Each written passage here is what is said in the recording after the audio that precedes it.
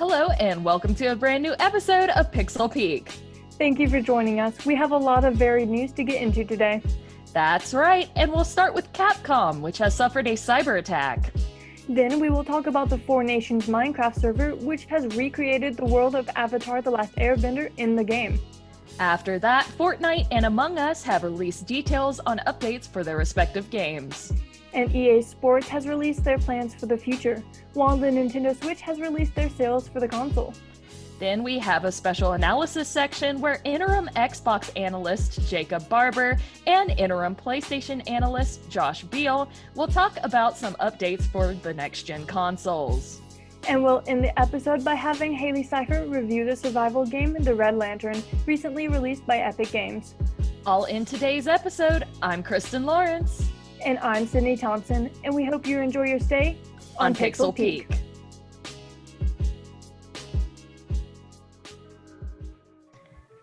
Capcom has been a recent victim of a cyber attack by a third party.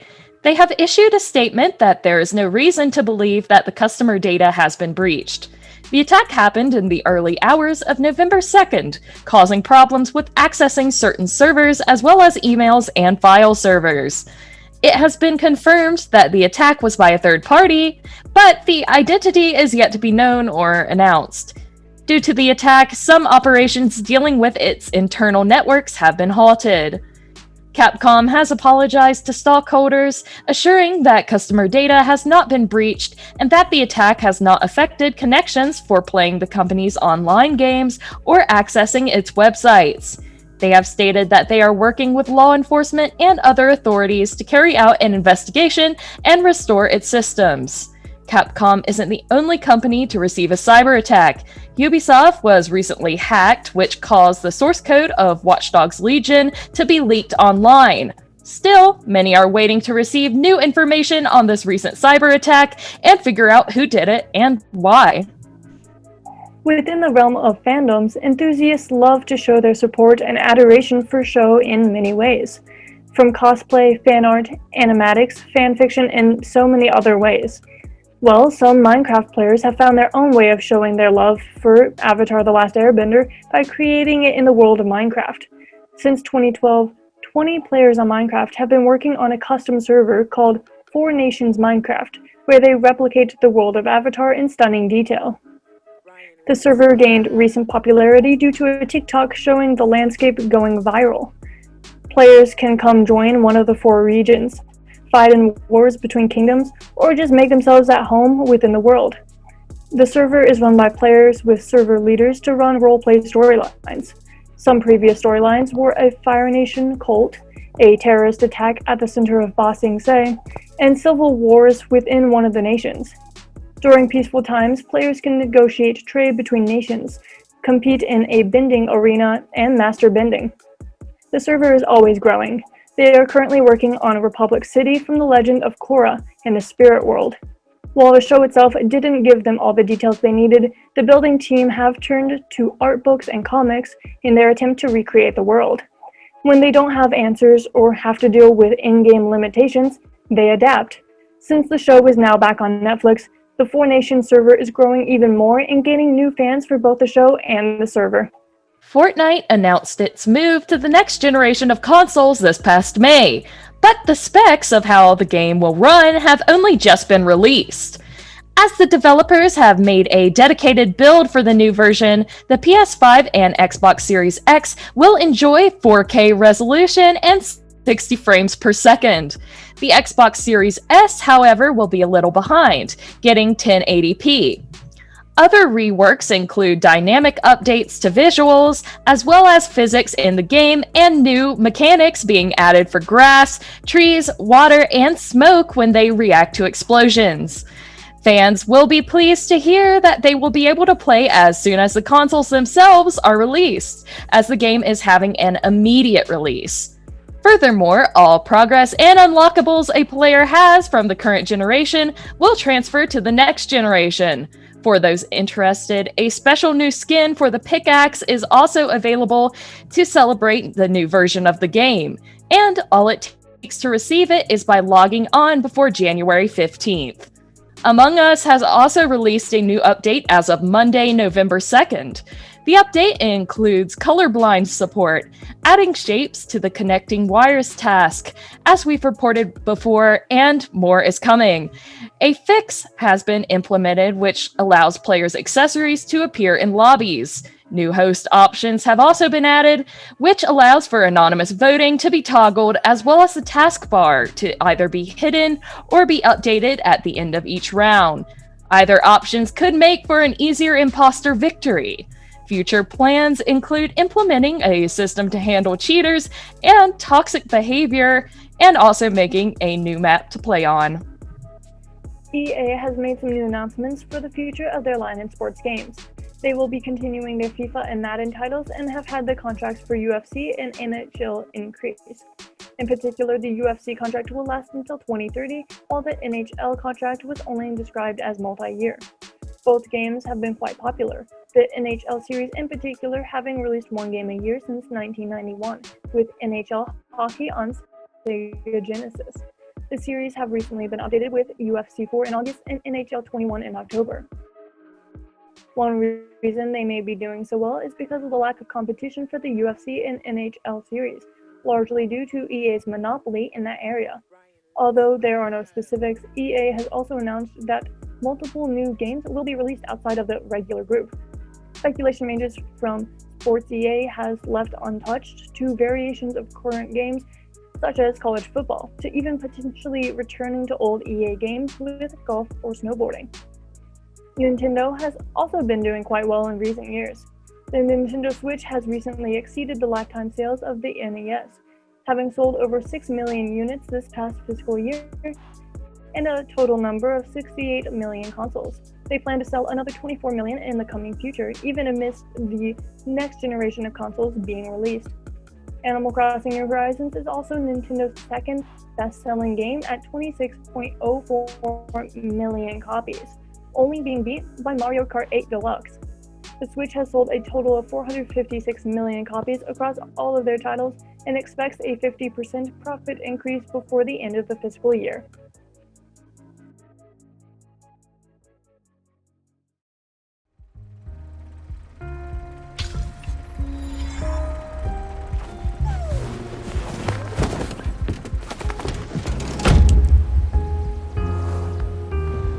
Do you have those moments that just stick out in your mind? Those ones that just stay with you forever? When I was a kid, I was told, you are what you do. So choose wisely. And I tried to choose doctor. But that didn't take. I can still hear him. You know, this just isn't for you. But I knew what they meant. This just isn't you. It's probably not a problem for you, is it, buddy? Chomper, world's best pup and friend. Chaser of squirrels, smeller of city streets, and chewer of literally everything. I had the joy of playing the Red Lantern for this week's game review. The Red Lantern is a narrative survival game. It tells the story of you playing as the main character on your first adventure out in the wilderness as a musher. You embark on an adventure to put together a dog sledding team to get you to the cabin Margot has left for you. The journey starts with you driving a van with your main pup, Chomper, at your side. You guys are on a mission to meet 8 different dogs, selecting 4 of them to join your dog sledding team. They all have cute curated names and stories. You'll meet a dog named Iggy, who you first find sleeping in the snow. You'll meet a feisty guy, Slayer, though he's afraid of elk, so he may not help you catch a meal all the time. I'd say one of the hardest aspects of the game was just deciding which dog to leave behind. That broke my heart a little bit. Speaking of, the game comes equipped with an option to choose if the dogs in-game can die or not. Personally, in my runs, my dogs never got to this point. Your hunger meter for both your dogs and yourself has to be closely monitored at all times. You've got to keep track of your inventory, so when you're granted with an opportunity at a meal, you take it. There are some unavoidable occurrences that can happen to you and your crew. For example, there were times that I passed through an opening and a moose would come out of nowhere and knock me on my feet. Similarly, you occasionally will run into a wolf and it is inescapable. Either your dog or you is bound to be injured. Bears and ox are among the other wild creatures that you will come across that are usually for the worst, not for the better. My luck with shooting the bears was always shoddy, but if I had food on hand, that would help and I could throw that to distract them away. Which was probably the more foolproof and smart plan, as having bullets on hand can be crucial. The ox injured myself or my pups every time they came up to me on the trail. This is where med packs come in handy, and it can be difficult as you only pack one at the beginning of your run. While on the trail, you are encountered with various different options to stray from the trail, for objects or animals in the distance. You have the chance to find more bullets, an axe, an animal trap, booties for your pups, fishing poles, fire starters, and some others. These things can all benefit you in different ways, and as I continued on my journey, I found more and more tools. Your journal in the game keeps track of all your accomplishments and sightseeing along the way. The actual trail across to Margot's cabin was hard, until I finally beat it. If you cross a trail marker with your dogs or your own food meter low enough, you'll lose the run. You then can start over, from the top, all over again. I was heavily motivated to try again and again until I made it there, though. But sometimes when I was just almost at the end, an ox or bear would come my way and destroy everything I worked for. I found I had to be extremely tactical as to when I would take breaks, sleep, make a fire, eat food, and so on. I think that is what took me so long to beat the map just once. I had to get into the rhythm of knowing when and when not to take a risk. My supplies of food are fine, but am I thinking ahead? Is trying to hunt that caribou really worth the hunger that it'll cost me in the moment?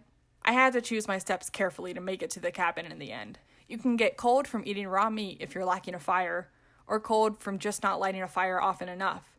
Your pups need a lot of food, and to be fair, you do too, just not as much. There was runs I was on where it was about to be cut short because I was out of food and wasn't finding any life around. The game is mostly pretty good at giving you ample opportunity to find food, though, as long as you don't keep to the trail too much. You won't survive if you don't venture off the trail. That is where you'll find food and even resources sometimes. I thought hard about this for a while, but I would rate this a top of the mountain game. It was honestly so much fun, and even after finishing the map, I still kind of wanted to play more. You can have 3 different save files, which means you can have 3 different crews at a time. Despite being a survival game, this game was somewhat relaxing. The scenery was amazing and reason enough to play it alone. The soundtrack was gloomy at times, but really soothing. I loved getting to watch the sun and moon rise and watch the sky change colors. Getting to form a bond with each dog and pet them at every stop along the way was super rewarding. So really, I just had a great time playing this game. Thanks for watching.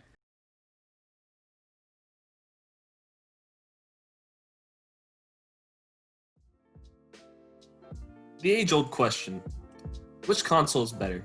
First, we look back at Sega versus Nintendo.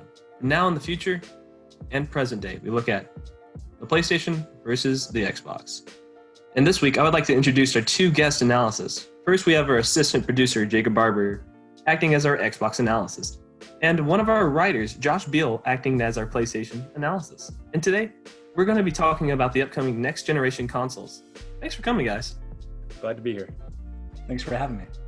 Awesome. Well, we're going to go ahead and hop right into the questions today. And how we're going to end up doing it is at the beginning of each question, when I finish saying it, we're going to have Jacob answer first and then Josh follow up. That way there's no confusion. And my first question for you guys today is, what is the news with the new or next generation of consoles? Well, starting with the Xbox Series X, owners will only be able to access up to 802 gigabytes of the 1 terabyte SSD that it comes with. And Xbox Series S owners will only be able to access 364 gigs of the 512 gigabyte SSD. For both iterations of the console, the storage that users won't be able to access is allocated towards other system functions, such as the ability for the Xbox Series S and X to have multiple game instances running and just have a smooth overall experience. Similarly, the PlayStation 5 has 158 out of its 802 total gigabytes of usable space as reserve space, leaving the actual total down to 667 gigabytes. This could be hazardous, as storage-intensive games such as Call of Duty can take up over 200 gigabytes nowadays. Well, that's definitely interesting, but with all that memory being held up for reserves, what is it being used for? It's used for just like system operation, system functions such as being able to snap between having multiple games running at the same time, and for allocated for updates and things of that like. The reserve space on the PlayStation is being used for OS, firmware, and future updates, which has a lot more space than it really needs, as the developers don't want to run out of space in the future. Well, going off of that, when you look back on video games, with especially the PS4 and the Xbox One, you always can tell that there is going to be different games that take up different memory units, but it's always typically a few games that can stay on there. So you would always have to expand your storage. So what are the options going forward to these next-gen consoles for storage expansion?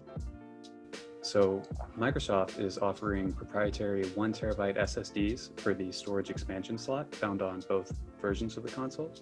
And also, users will be able to unplug their existing external hard drives or SSDs from their current Xbox One and connect it to the Xbox Series X and S to be able to play all of their current gen games.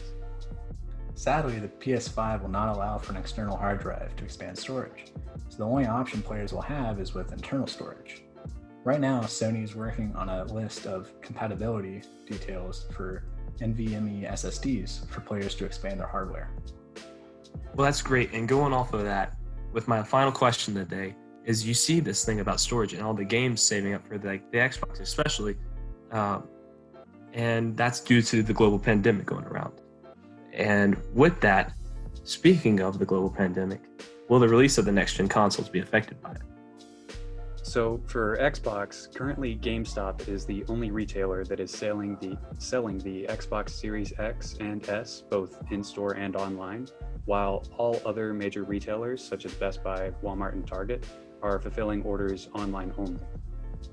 Sony has actually made the decision not to sell any units in store, which is in an effort to keep the spread of COVID down. It is unclear if the console will appear in stores after the holiday season. But of course, you will always be able to buy a unit through the retailer's online orders. Awesome. Well, that's all the questions I have for you guys today. Jacob, Josh, it's been great having you guys here. Hope we can have you here more often. It's been good to be here. Thanks for having me here. Absolutely, guys. Well, you take it easy. Have a great week. And that's going to wrap it up for this week's episode in the analysis segment. So we're going to send it back to Kristen and Cindy to wrap up the episode of Pixel Peak. Well, Haley, that game looks great. I think I'm going to have to adopt a husky now. Whoa now, I don't think you can afford to have any more dogs. I guess you're right. Well, thank you all for tuning in. As always, we have new Pixel Peak episodes coming out every Monday afternoon at noon. You can find them on WatchOutTV.com, Skybest channels 20 and 1020, Spectrum channel 198, and on App State's Campus Television channel 23.3. And you can always get reminded of upcoming episodes by following our Facebook, Twitter, and Instagram accounts at Pixel Peak App TV. Of course, we have our incredible crew to thank for another great episode. Thanks to writers Rebecca Larson and Josh Beal, and producers Nick Corbin, Elise Taylor, Haley Cipher, and Jacob Barber for another week of impeccable gaming industry content. Thank you all for watching, and we hope you enjoyed your stay here on Pixel Peak.